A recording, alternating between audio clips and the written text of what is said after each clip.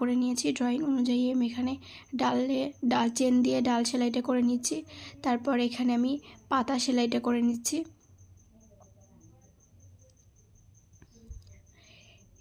এই ভরাট সেলাই এই ছোটো ছোটো ফুলগুলো দিয়ে আপনারা ওড়নাতেও কাজ করতে পারেন, বেশ সুন্দর লাগবে ওড়নার জমিনে কাজটা করলে। তারপর ফুলটা তৈরি করার জন্য আমি যে ড্রয়িংয়ের চারদিকে 4টি সেলাই দিয়ে নিচ্ছি। অনেকটা সেলাইটা টিউলিপ সেলাইয়ের মতোই।